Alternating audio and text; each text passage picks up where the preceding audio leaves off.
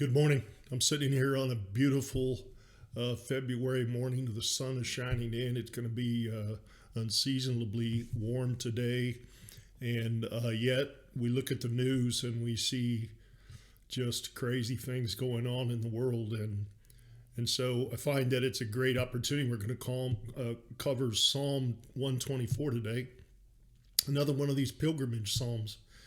And these pilgrimage psalms were psalms that were written around specific incidents. In this case, probably the life of David, and but it established these precepts in a way God dealt with His people in difficult times and where they found their hope. And so we find that we can learn these lessons and take these situations, and in a situation we find ourselves that on our own pilgrimage.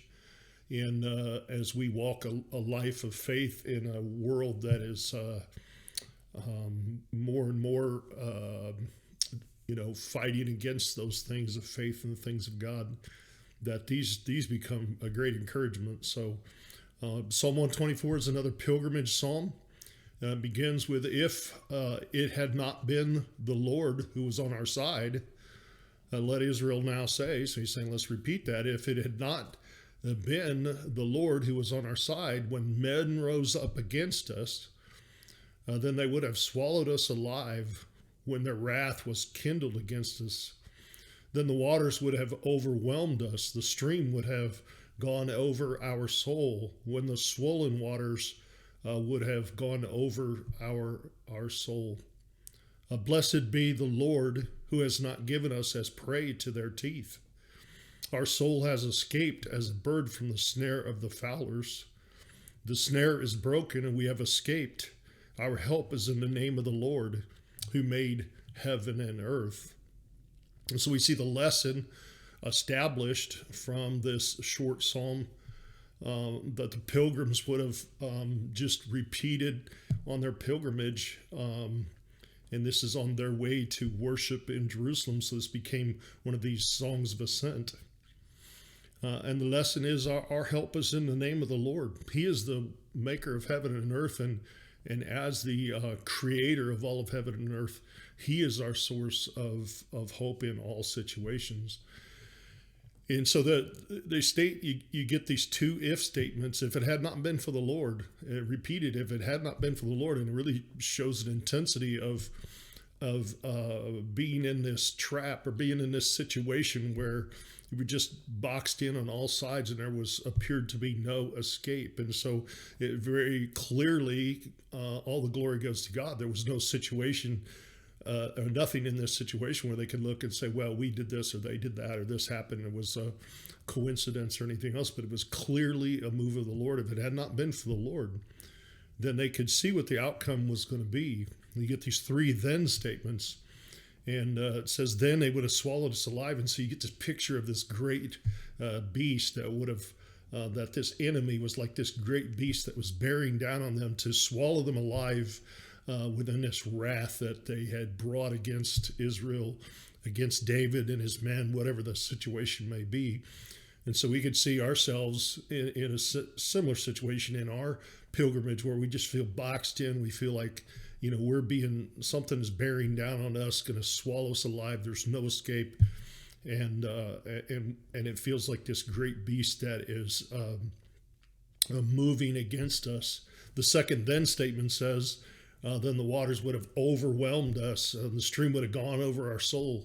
And so the waters are sort of a picture of death. It was uncontrolled, a flood situation.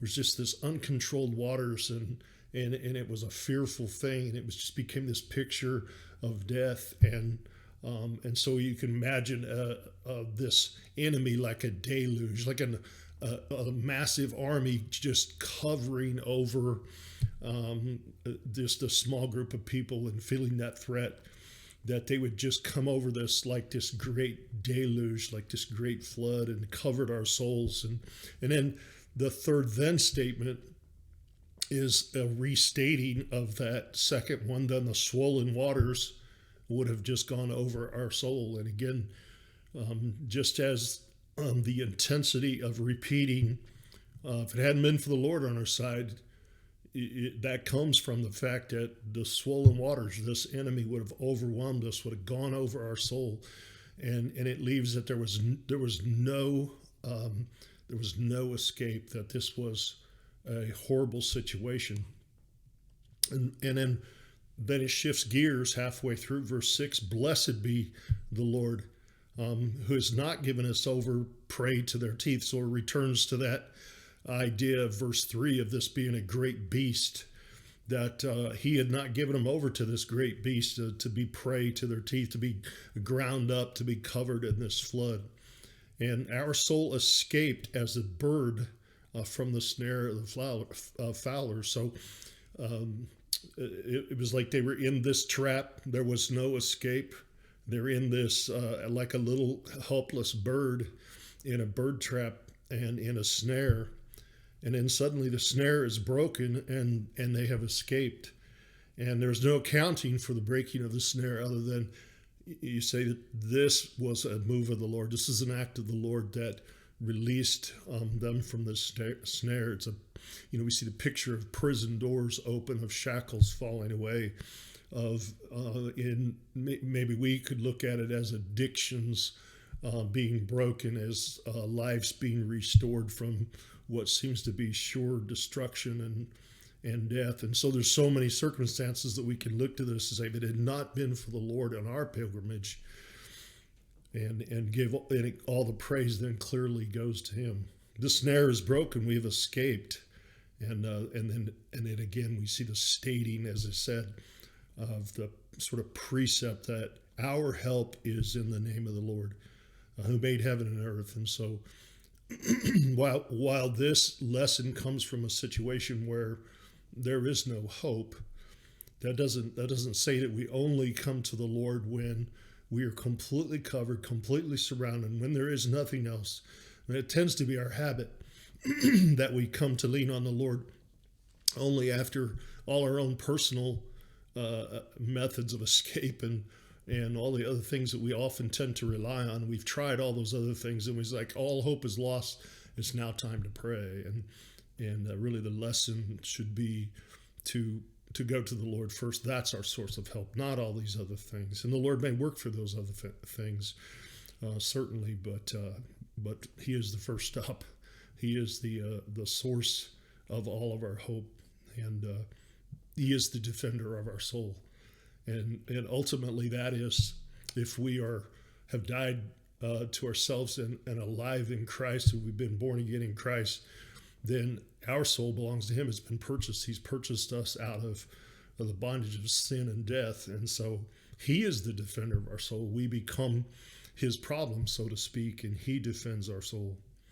It reminds me of Deuteronomy, where Joshua is beginning to take over, and as Moses is not going to enter into the promised land, and Joshua has this message. It was consistent with with Moses' message, and it was from the Lord, that he'd already seen how God had delivered them out of the hands of these other kings that were vast in number, and that Israel, these kings have established themselves as Israel's enemy. And so Joshua begins to take the reins of leadership, and he brings that same message to the people. And he says, you must not fear them, talking about the enemies that would surround them, that would try to harm them or kill them, and war against them. He says, you must not fear them, for the Lord your God himself fights for you. And I think it's such an important thing for us to remember, that the Lord will fight for us. That doesn't mean we just sit by idly on our hands and wait for God to move. He expects us to move, but we move in a godly fashion with him leading us and guiding us. And so our trust and our hope is found in him. And so that is the message we can grab from this pilgrimage psalm as we continue in our pilgrimage in a world that is getting darker by the day, it seems, and there's more and more of those who want to war against us. We see examples where the world and its governments are moving against God's people, and sometimes officially and sometimes unofficially, but we see it. There's examples all over the world, and so this understanding that the Lord fights our battles, He is our defender, is going to become more and more important in our walk as we continue on. That the world exists, and there is a great beast that would swallow us up and cover us like the waters of death. But we have a God that we serve that is greater than all of that, that will deliver us from that snare, from the prey of their teeth, and be the defender of our soul. That's Psalm 124. Please hit the like and subscribe buttons, and I'm going to continue on through these Psalms. Thanks for joining me.